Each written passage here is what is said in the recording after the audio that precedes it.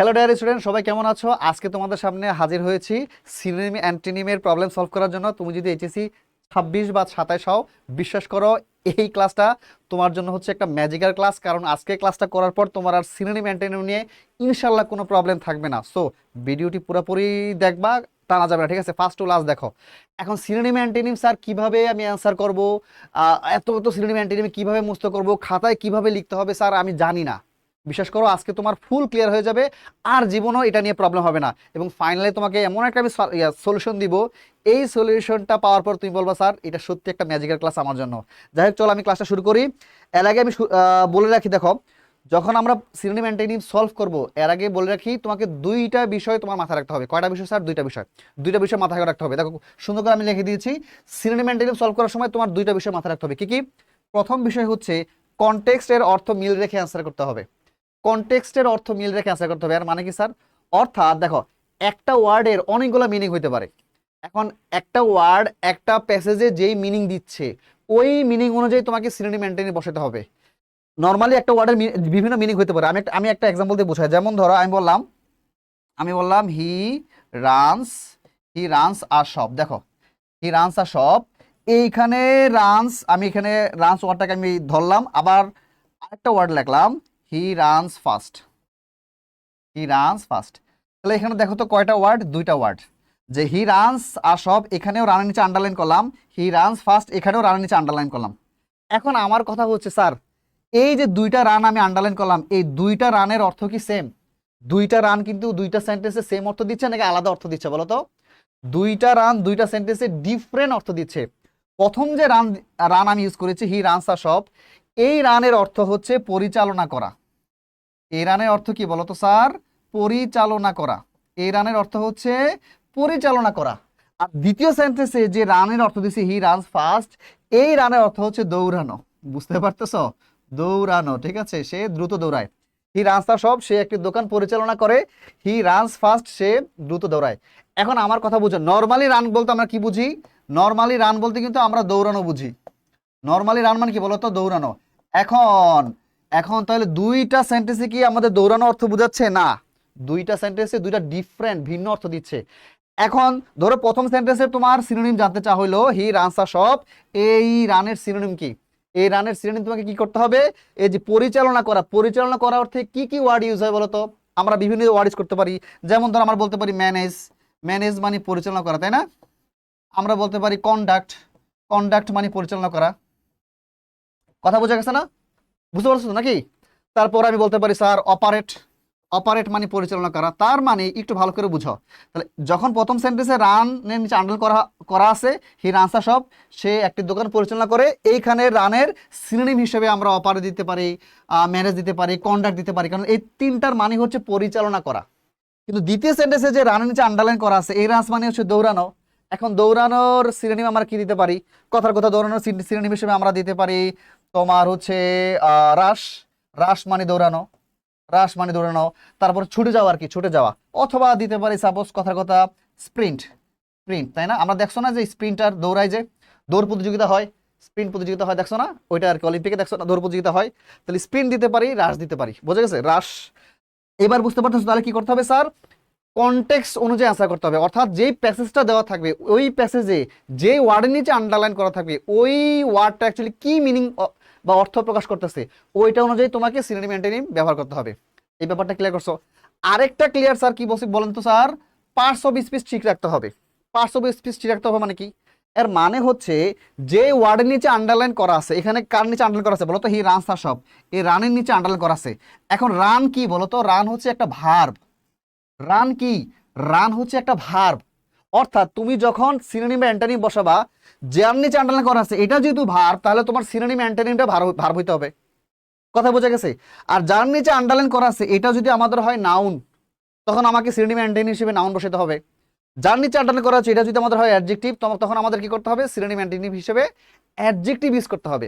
অন্য কোনো parts of speech use করা যাবে না। কথা কি বুঝতে পারছো? একদম ক্লিয়ার? আশা করি ক্লিয়ার। তাহলে আবার আমি একটু বলে দিই, আবার বলতেছি। সিনোনিম অ্যান্টোনিমে স্যার কয়টা বিষয় খেয়াল রাখতে হবে? আমার সঙ্গে সঙ্গে রিপিট করো। কয়টা বিষয় খেয়াল রাখতে হবে? দুইটা বিষয় খেয়াল রাখতে হবে। কি কি বিষয় স্যার? প্রথম বিষয়, কনটেক্সটের অর্থ মিল রেখে আমাকে সিনোনিম অ্যান্টোনিম বসাতে হবে। আর দ্বিতীয় বিষয় কি, পার্টস অফ স্পিচ ঠিক রাখতে হবে। সবাই কি বুঝতে পারতেছো? একদম ক্লিয়ার? আর বোঝানো লাগবে? একদম ক্লিয়ার, আশা করি বুঝতে পারছো। এইবার এইবার আসো আমরা কি করব, একটা বোর্ড কোশ্চেন সলভ করব। এইটা হচ্ছে চট্টগ্রাম বোর্ড 2023 সালের কোশ্চেন, 2023 সালের কোশ্চেন।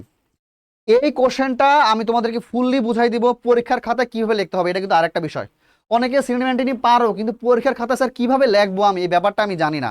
আজকে এটা পরীক্ষার খাতা তুমি কিভাবে লিখবা, এই কোশ্চেনটা একদম সলভ করে দিব, কিভাবে কিভাবে আনসার করতে হবে। ইনশাল্লাহ তোমার আর সিনোনিম অ্যান্টোনিমের সমস্যা থাকবে না। তো আবার বলতেছি, ভিডিওটা না দেখে অবশ্যই ফুল ক্লাসটা করবা, ঠিক আছে? আচ্ছা দেখো, আমাদের পরীক্ষার হলে এমন একটা প্যাসেজ দেওয়া থাকবে, রাইট? এমন একটা প্যাসেজ দেওয়া থাকবে, এই প্যাসেজের থেকে কিছু ওয়ার্ড আমাদের নিচে দেওয়া থাকবে, কোশ্চেন এভাবে দেওয়া থাকবে। আমি এখানে যেমন কিছু ওয়ার্ড মার্ক করে দিয়েছি, দেখছো? প্যাসেজে এইভাবে মার্ক করা থাকবে না, প্যাসেজে নর্মালি দেওয়া থাকবে, এবং প্যাসেজের কিছু ওয়ার্ড কোশ্চেন মানে ওয়ার্ডগুলোকে কি করবে, চুজ করে তোমাকে কোশ্চেন তৈরি করে দেওয়া হবে। যেমন এখানে প্রথম লাইনটা কি ছিল বলো তো, a good writer may be a good reader. একজন ভালো লেখক হয়তো একজন ভালো পাঠক হইতে পারে। এখন এই দেখো, এই রাইটারকে ধরে এখানে কোশ্চেন তৈরি করেছে। দেখো এই যে রাইটার এখানে লিখে দিয়েছে রাইটার, এই রাইটারের সিনোনিম ইউজ করতে হবে। তারপর এখানে গুডকে ধরেছে, গুডকে ধরে এখানে তার অ্যান্টোনিম ইউজ করতে হবে। তারপর এখানে হচ্ছে হ্যাঁ স্পিকার, স্পিকারকে নিয়েছে, স্পিকার লিখে দিয়ে তার সিনোনিম ইউজ করতে হবে। কথা বুঝে গেছে? এইভাবে পরীক্ষার হলে প্রশ্নের নিচে এভাবে তোমাকে দিয়ে দিবে, তারপর তোমাকে অ্যান্সার করতে হবে। দেখো এইবার ব্যাপারটা হচ্ছে, স্যার আমি পরীক্ষার হলে খাতায় কিভাবে লিখবো, মানে কিভাবে আমি প্রেজেন্টেশন করব, কিভাবে আমি পরীক্ষার হল লিখবো, এই ব্যাপারটা অনেকে জানো না। আজকের ক্লাসটা করো, ইনশাল্লাহ আর সমস্যা হবে না। এখন দেখো, এই যে যতগুলো ওয়ার্ড দেওয়া থাকবে না তোমার পরীক্ষার হলে, কিন্তু এখান থেকে সবগুলো অ্যান্সার করা লাগবে না, হয়তো 10টা অ্যান্সার করা লাগবে। হ্যাঁ, 10টা অ্যান্সার করলে হয়ে যাবে। যতগুলা এই যে এখানে ওয়ার্ডগুলো দেওয়া আছে, এই ওয়ার্ডগুলো থেকে যেগুলো তুমি পারো, অ্যাটলিস্ট 10টাতে অ্যান্সার করা লাগবে। যে ওয়ার্ডগুলো তুমি পারো, এই ওয়ার্ডগুলো ঠিক এইভাবে সাজাবা। দেখতে পাচ্ছ কত সুন্দর করে আমি প্রেজেন্ট করে দিছি, যে দেখো যেভাবে অ্যান্সার করা লাগবে পরীক্ষার খাতা তুমি ঠিক এভাবে অ্যান্সার করবা। স্যার কেন এভাবে অ্যান্সার করা লাগবে? কারণ তুমি যদি পরীক্ষার খাতা এভাবে অ্যান্সার করো, স্যারদের খাতা কাটতে সহজ হয়। দেখো ডেকোরেশনটা কত সহজ, তোমার পরীক্ষার খাতা ডেকোরেশনটা খুব সুন্দর হবে। অনেকে কি করে, ধরো এই ওয়ার্ডটা লেখে, কথার কথা যে কি ছিল আমাদের রাইটার, রাইটার লেখে, তারপরে এখানে অ্যান্টোনিম লেখে, কথা কথা সিনোনিম লেখে, সিনোনিম লেখে, লেখে তারপর টান দিয়ে এখানে এই রাইটারের সিনোনিম এখানে লিখে দেয়। এটা প্রপার ওয়ে না। আমি এখন যেভাবে তোমাকে ডেকোরেট করে দিয়েছি এটাই হচ্ছে প্রপার ওয়ে, এভাবে তোমাকে অ্যান্সার করতে হবে। এখন চলো আমরা এই কোশ্চেনটা সলভ করি। সলভ করতে করতে তোমরা আসলে তোমাদেরকে শিখাই কিভাবে সলভ করতে হয়। যাই হোক, এখন আমাদের এখানে প্রথম ওয়ার্ডটা কি ছিল, যে দেখছো এখানে দেওয়া ছিল, এই যে রাইটার ছিল, রাইটারের সিনোনিম ইউজ করতে বসে। দেখছো আমি কি করছি, যে প্রথমে রাইটার লিখেছি, তারপরে পাশে সিনোনিমটা লিখে দিয়েছি। আচ্ছা এটা লিখলেও হয়, না লিখলে হয়, লিখলে ভালো। লিখলে কেন ভালো? কারণ স্যারদের বুঝতে সহজ হয়, যে এখানে সিনোনিম জানতে চাওয়া হয়েছে, তারপর স্যার সিনোনিমটা সহজে খাতাটা কাটতে সহজ হয়। বুঝে গেছে? তোমরা পরীক্ষার খাতা এভাবে লিখে দিবা। এইবার দেখো টাইটেলে কি কি ইউজ করেছি। টাইটেলে প্রথমে ইউজ করেছি গিভেন ওয়ার্ড। গিভেন ওয়ার্ড মানে কি, তোমাকে যেই প্রশ্নগুলো দেওয়া হয়েছে, এই যে প্রশ্নগুলো দেওয়া হয়েছে, যে ওয়ার্ডগুলো দেওয়া হয়েছিল প্রশ্ন হিসেবে, এই ওয়ার্ডগুলো তোমরা কি করবা, প্রথমে গিভেন ওয়ার্ডে ইউজ করবা। তারপর কি দেওয়া থাকবে স্যার, তারপর তুমি কি লিখবা, সিনোনিম লিখবা, অ্যান্টোনিম লিখবা, অ্যান্টোনিমের বক্স তৈরি করবা। এইবার যেখানে যেখানে যে ওয়ার্ডগুলোর সঙ্গে সিনোনিম বসাতে বলছে, এগুলো সিনোনিমের জায়গায় বসাই দিবা। আর যে ওয়ার্ডগুলোর সঙ্গে অ্যান্টোনিম বসাইতে বলতেছে, এগুলো তুমি অ্যান্টোনিমের জায়গায় বসাই দিবা। হয়ে গেছে তোমার অ্যান্সার। এবার চলো আমরা অ্যান্সার করি, ঠিক আছে? আশা করি বুঝতে পারতেছো, কোনো সমস্যা হবে না। এইবার ধরো এখানে প্রথমে বলা আছে রাইটার, তো রাইটারের কি ইউজ করতে বলো তো, রাইটারের সিনোনিম ইউজ করতে বলতেছে। এখন রাইটার মানে কি বলো তো, লেখক। রাইটার মানে হচ্ছে লেখক, আমরা জানি না রাইটার মানে হচ্ছে লেখক, তাহলে লেখকের সিনোনিম ইউজ করতে বলছে। সিনোনিম মানে কি, সমার্থক শব্দ। তো লেখকের সমার্থক শব্দ কি হইতে পারে স্যার? যেটা লেখকের সমার্থক শব্দ মানে কি, বুঝতে পারছো তো নাকি? মানে লেখকের মিনিং প্রকাশ করে এমন একটা ওয়ার্ড এখানে বসাতে হবে। তো লেখককে আমরা ইংরেজিতে আর কি কিভাবে বলতে পারি, অথার বলি, অথার, তাই না? অথার মানে হচ্ছে লেখক। তাহলে আমরা কি করব, এই জায়গাটায় অথার লিখে দিব, অথার, অথার, ঠিক আছে, অথার লিখে দিব। কনসেপ্ট বুঝতে পারতেছ? অনেকে আবার চিন্তা করবো, স্যার এই যে এইটাকে আমি ক্যাপিটাল দিব না স্মল লেটার দিব, এটা নিয়ে কোনো প্রবলেম নাই। তোমার ক্যাপিটাল দিলেও সমস্যা নাই, স্মল লেটার দিলেও সমস্যা নাই, হইলেই হইলো, ঠিক আছে, সিনেমেন্টেনিম হইলে হইলো, এটা নিয়ে তো পেনিক হওয়ার দরকার নাই। আচ্ছা ফাইন, এই যে আমাদের হয়ে গেছে, আর সমস্যা নাই। এবার আসে পরেরটা। আচ্ছা তারপর বলতেছি গুড। এই গুড ওয়ার্ডের অ্যান্টোনিম কি? অ্যান্টোনিম মানে বিপরীত শব্দ। বিপরীত শব্দ কোনটা? এইটা তো না পারার কিছু নাই, সবাই পারে, ব্যাড, তাই না? এটা 1 2 এর বাচ্চাও পারে। গুডের অ্যান্টোনিম কি? ব্যাড। ওকে, আমি ব্যাড লিখে দিলাম, তাই না? এবার আসো স্পিকার। স্পিকার স্পিকার স্পিকারের সিনোনিম জানতে চাওয়া হয়েছে। স্পিকার মানে কি? বক্তা। স্পিকার মানে কি আমরা তো সবাই জানি, তাই না? স্পিকার মানে কি? বক্তা। এবার বক্তা ওয়ার্ডটার সিনোনিম জানতে চাওয়া হয়েছে। এখন অনেক সময় এরকম হয় না যে স্যার আমি যেই ওয়ার্ডটা দিচ্ছে এই ওয়ার্ডটা না স্যার পারি না স্যার, মানে এই ওয়ার্ডটার বাংলা জানি বা মিনিং বুঝি, কিন্তু কি সিনোনিম বসতে পারে আমরা এটা ক্যাচ করতে পারি না। আজকে আমি টেকনিক শিখাই। তুমি চিন্তা করো, যে স্পিকার মানে বক্তা, যে কথা বলে।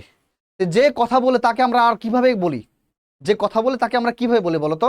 অর্থাৎ যে ঘটনাকে এক্সপ্লেইন করে, তাকে আমরা কিভাবে বলি বলো তো? বলতে পারবা? আমরা বলতে পারি কথার কথা, ধরো আমাদের টিচাররা আমাদের ক্লাসে এসে কি দেয় বলো তো? বক্তব্য দেয়। আমাদের টিচাররা ক্লাসে এসে কি দেয় বলো বলো তো? তুমি একটা মানে তোমার প্র্যাকটিক্যাল লাইফের সঙ্গে একটা সিচুয়েশন তৈরি করবা, এভাবে চিন্তা করলে দেখবা অ্যান্সার চলে আসতেছে। যে আমাদের ক্লাসের টিচাররা আমাদের কি দেয়? আমাদের বক্তব্য দেয়, লেকচার দেয়, তাই না? লেকচার দেয়, এই তো দেখো বের হয়ে গেছে। লেকচার দেয়, লেকচার মানে হচ্ছে বক্তব্য দেওয়া। তাহলে স্পিকারের সিনোনিম হিসেবে আমরা কি দিতে পারি বলো তো? লেকচারার।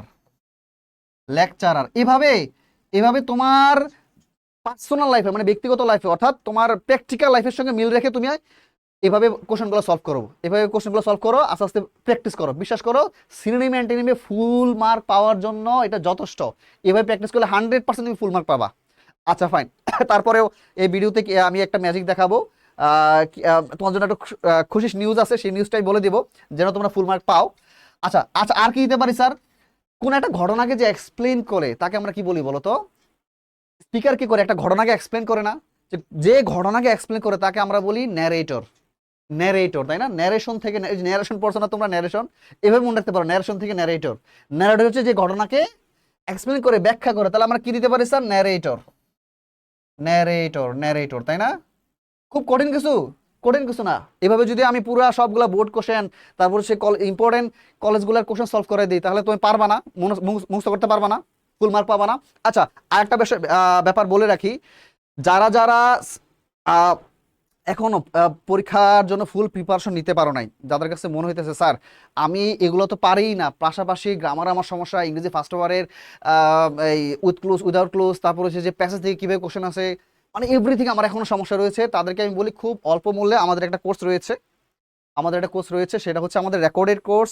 আমরা এইভাবে প্রত্যেকটা কোশ্চেন ভেঙে ভেঙে আজকে যেভাবে দেখাই দিচ্ছি, প্রত্যেকটা কোশ্চেন বোর্ড কোশ্চেন এভাবে সলভ করাই দিচ্ছি। তোমরা চাইলে আমাদের এই রেকর্ডেড কোর্সটা করতে পারো, যার মূল্য হচ্ছে অনলি 300। যেন যেন যে কোনো স্টুডেন্ট, সে যত মানে তার অনেকে ফাইন্যান্সিয়াল সমস্যা থাকতে পারে, সবার বিবেচনা করে অনলি 300 টাকা আমরা ইংরেজি ফার্স্ট পেপারের 300 টাকা থাকবে এবং সেকেন্ড পেপার 300 টাকা থাকবে। এভাবে সব শেষ করে দিচ্ছি, ইনশাআল্লাহ তোমার ভালো একটা রেজাল্ট হবে। যাই হোক, আমি আর কথা না বাড়াই। এইবার এইবার আসো আমাদের কি বলতেছে স্যার? রিসাইটেশন। আচ্ছা, তোমরা আমাকে বলো, এবার তোমার পালা, যে রিসাইটেশন মানে কি? রিসাইটেশন মানে হচ্ছে আবৃত্তি, তাই না? আবৃত্তি করে না, কবিতা রিসাইট করে না, কবিতা আবৃত্তি করে। এখন আবৃত্তির সিনোনিম কি হইতে পারে? এখন দেখো কত সহজে মনে রাখা যায়। মানে আমার ক্লাস শুনে তুমি মুখস্থ হয়ে যাবে। স্যার রিসাইটেশন মানে হচ্ছে আবৃত্তি। যে আবৃত্তি করে সে কিভাবে আবৃত্তি করে? পড়ে আবৃত্তি করে। যে আবৃত্তি করে সে কিভাবে আবৃত্তি করে? পড়ে আবৃত্তি করে। তাহলে আমি কি দিতে পারি স্যার? আমি দিতে পারি স্যার রিডিং। মানে পড়া না? এখন স্যার রিড কেন দিব না, রিডিং কেন দিব বলো তো? রিড কেন দিব না, রিডিং কেন দিব? এই দেখো, রিসাইটেশন কিন্তু আমাদের নাউন, মনে আছে? পার্টস অফ স্পিচ ঠিক রাখতে হবে। যে রিসাইটেশন আমাদের হচ্ছে নাউন। কোশ্চেন যখন নাউন, আনসারটা কিন্তু নাউন থাকতে হবে, পার্টস অফ স্পিচ ঠিক রাখতে হবে। তাহলে এই যে রিসাইটেশন নাউন, তাই রিড কিন্তু ভার্ব। তাহলে রিডের নাউনটা কি? রিডের নাউনটা হচ্ছে রিডিং। এভাবে আনসার করতে হবে। কথাই বোঝা গেছে? খুব বেশি কঠিন কিছু না অ্যাকচুয়ালি। তারপর বলছে স্যার ইম্পসিবল, এটার সিনোনিম কি? আমরা তো সবাই জানি ইম্পসিবল মানে কি? অবাস্তব। অবাস্তব, তাই না? অবাস্তব। তাহলে অবাস্তবের সিনোনিম কি চাইছে? আমাদের সিনোনিম চাইছে। অবাস্তবের সিনোনিম কি? এটা তোমরা জানো, তাই না? যেটা বাস্তবে সম্ভব না। আচ্ছা, আমি এটা সহজ করে দেই। এটাকে আমরা বলি আনঅ্যাটেইনেবল। আনঅ্যাটেইনেবল। আচ্ছা, আমি সুন্দর করে বলে দিই, লিখে দিই। আন আনঅ্যাটেইনেবল। আনঅ্যাটেইনেবল মানে যে অর্জন করা সম্ভব না। অ্যাটেইন মানে হচ্ছে অর্জন করা। এটা আনঅ্যাটেইনেবল কোথা থেকে আসে জানো? অ্যাটেইন। অ্যাটেইন হচ্ছে ভার্ব, যার অর্থ হচ্ছে অর্জন করা। তাহলে মানে অর্জন করা সম্ভব নয়, এটাকে বলা হয় আন। এর পূর্বে একটা আন লাগাই দিচ্ছে, আনঅ্যাটেন। আর যেহেতু এটা অ্যাডজেক্টিভ, আমাদের অ্যান্সারও অ্যাডজেক্টিভ লাগবে। দেখো এই যে ইম্পসিবল, লাস্টে আইবি এল আছে, তার মানে এটা অ্যাডজেক্টিভ। কোন পার্টস অফ স্পিচ? অ্যাডজেক্টিভ। তাহলে অ্যান্সার আমাদের অ্যাডজেক্টিভ লাগবে। তাহলে আনঅ্যাটেনের কে আমাদেরকে অ্যাডজেক্টিভ বানাতে হবে কিভাবে? তার সঙ্গে এ বি এল এ লাগাই দিলে অ্যাডজেক্টিভ হয়ে যায়, আনঅ্যাটেনেবল। কথাই বোঝা গেছে না? আচ্ছা, আরেকটা সুন্দর আমি শিখাই দেই। অবাস্তবের সুন্দর একটা ওয়ার্ড হচ্ছে আনফিজিবল। আনফিজিবল, ঠিক আছে? ফিজিবল হচ্ছে বাস্তবযোগ্য, অবাস্তব হচ্ছে আনফিজিবল। আনফিজিবল, আনফিজিবল হচ্ছে অবাস্তব, যেটা বাস্তব পসিবল না। অথবা তুমি বলতে পারো আনঅ্যাচিভেবল, যেটা খুব বেশি ইউজ হয়। আমরা অ্যাচিভ মানে অর্জন করা সম্ভব, যেগুলো অর্জন করি। তাহলে অর্জন করা সম্ভব নয়, এটাকে আনঅ্যাচিভেবল বলা যায়। অনেক আছে, আমার ক্লাসে করলে তোমার মুখস্থ হয়ে যাবে আস্তে আস্তে। এভাবে আমার সঙ্গে মুখস্থ করো, বুঝা গেছে? এবার আসলে লেজি। লেজি মানে কি বলতো? অলস। লেজি মানে কি? অলস। এন্ড লেজির কি চাইছে স্যার? লেজির অ্যান্টোনিম চাইছে। লেজি কিন্তু অ্যাডজেক্টিভ, এটা অ্যান্টোনিম চাইছে, বিপরীত শব্দ। অলসের বিপরীত কি বলতো? অলস, একটা অলস ব্যক্তি, তার বিপরীতে আমরা কি বলি? সে সচল ব্যক্তি। সচলের ইংরেজি কি বলতো? অ্যাক্টিভ। সে অনেক অ্যাক্টিভ, বলি না যে ছেলেটা অনেক অ্যাক্টিভ, একদম ধুমধাম সব কাজ করে ফেলে ছেলেটা। অথবা বলতে পারি ছেলেটা অনেক পরিশ্রমী। অলসের অপোজিট কি হইতে পারে? পরিশ্রমী হইতে পারে, সচল বা অ্যাক্টিভ হইতে পারে। তবে আমি প্রথমে একটা দিয়ে নিই, কি দেই বলতো? অ্যাক্টিভ দিলাম, অ্যাক্টিভ। ছেলেটা অনেক অ্যাক্টিভ বলি না আমরা? তাহলে বলতে পারি ছেলেটা অনেক পরিশ্রমী। অলসের অপোজিট কিন্তু পরিশ্রমী। তো পরিশ্রমী ইংরেজি কি বলতো? ইন্ডাস্ট্রিয়াস। ইন্ডাস্ট্রিয়াস। পরিশ্রমীর ইংরেজি কি বলতো? ইন্ডাস্ট্রিয়াস। অথবা আরেকটা সুন্দর ওয়ার্ড আছে, এটাকে বলা হয় ডিলিজেন্ট। ডিলিজেন্ট, পরিশ্রমী, ঠিক আছে? ডিলিজেন্ট। তোমরা এগুলো শিখে রাখো। যেগুলা মানে তোমরা কি করো, যে যেগুলো সহজ খালি গুলো মনে রাখো, কঠিন করে মনে রাখতে চাও না। যেগুলো একটু এক্সট্রা আমি যেই 2-3টা লিখে দেই, এগুলো শিখে রাখো। বিশ্বাস করো, পরবর্তীতে অনেক কাজে দেবে। এইটা খুব চমৎকার একটা টপিক। ফিউচারে ইংরেজিতে ভালো করার জন্য সিনোনিম অ্যান্টোনিমের কোনো বিকল্প নাই। বাংলা অর্থ বুঝে বুঝে, যে আমি বলে দিচ্ছি না, বাংলা অর্থ বুঝে বুঝে তুমি এগুলো পড়ো, তোমার ফিউচারে অনেক কাজে দিবে। এমনি এমনি ইন্টারমিডিয়েটে এই টপিকটা রাখে নাই। আচ্ছা ফাইন, তারপর কি বলছে? সিনসিয়ারিটি। সিনসিয়ারিটি মানে কি বলতো? সিনসিয়ারিটি মানে হচ্ছে সচেতন, মানে যে সব বুঝে সচেতন, সচেতন থাকে। আচ্ছা, সিনসিয়ারিটি কি চাইছে বলতো? অ্যান্টোনিম চাইছে।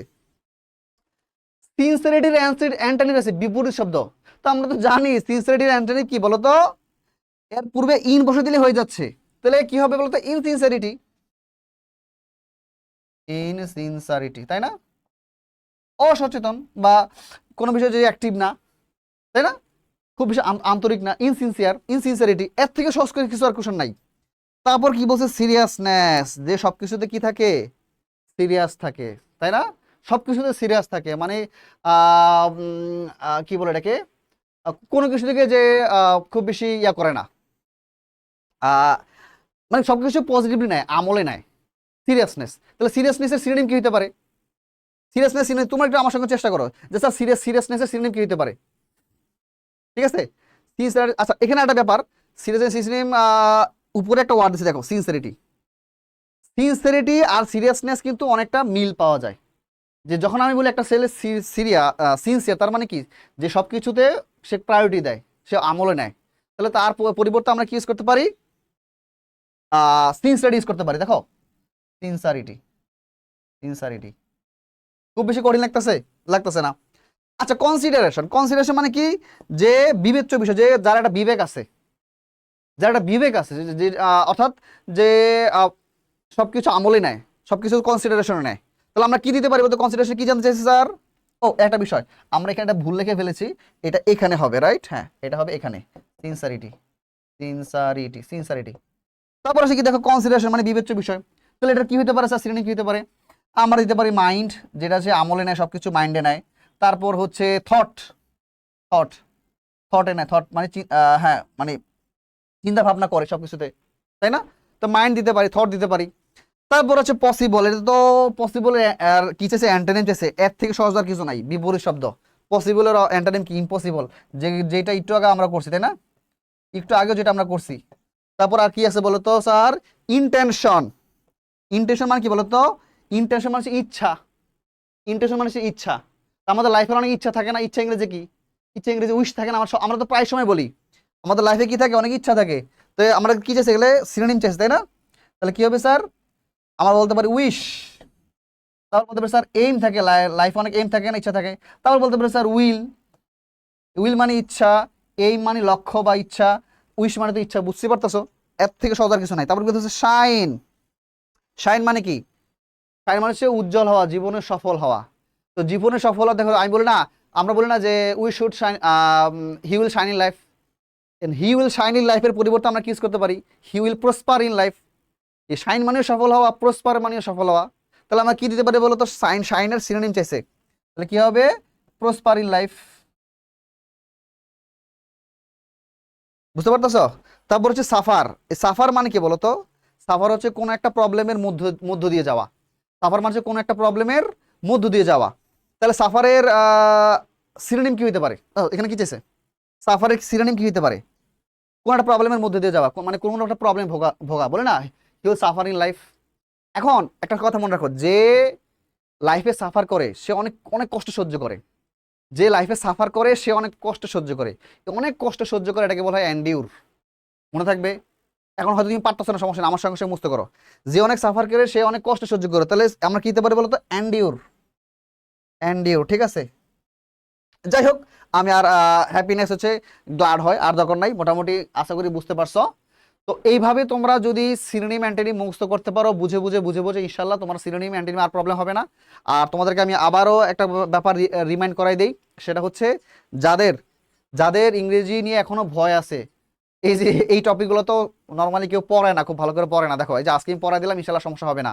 ইংরেজি ফার্স্ট পেপার সেকেন্ড পেপারের কমপ্লিট সলিউশন চাচ্ছ, এরকম চমৎকার ক্লাস, অনেক বোর্ড কোশ্চেন সলভ ক্লাস আমরা আমাদের ওয়েবসাইটে দিয়ে রেখেছি। আমাদের রেকর্ডেড কোর্স মূল্য মাত্র হচ্ছে 300। এটা দিয়ে ইনশাল্লাহ তোমরা একটা চমৎকার প্রিপারেশন নিতে পারবা, কেউ তোমাকে তোমার 90+ মার্ক পাওয়া আটকাতে পারবে না। তো দেখা হবে পরবর্তী ভিডিওর জন্য। ধন্যবাদ।